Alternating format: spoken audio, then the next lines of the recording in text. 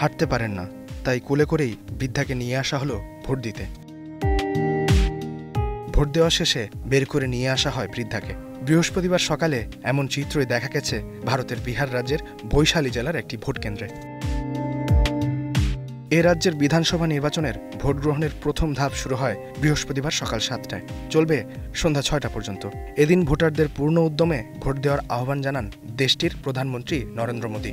সামাজিক যোগাযোগ মাধ্যমের পোস্টে হিন্দিতে তিনি নতুন ভোটারদের অভিনন্দন জানান। একই সঙ্গে আগে ভোট, তারপর খাওয়া ও বিশ্রাম, এমন কথাও লেখেন মোদী। রাজ্যের 18টি জেলার 243টি আসনের মধ্যে প্রথম দফার ভোটে 121টি আসনে প্রতিদ্বন্দ্বিতা করছেন 1314 প্রার্থী।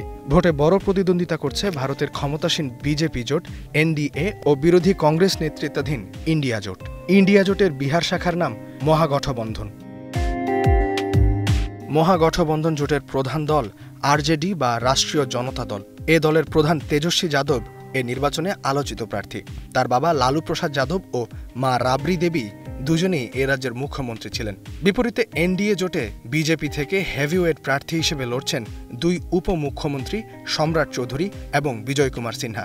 সংখ্যাগরিষ্ঠতা পাওয়া জোটের মধ্যে থেকেই পরে ঠিক করা হবে মুখ্যমন্ত্রী।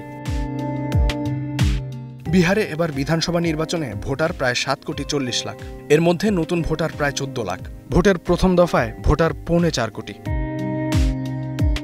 দ্বিতীয় ধাপে 11 নভেম্বর ভোট হবে বাকি 122 আসনে। ভোট গণনা হবে 14 নভেম্বর।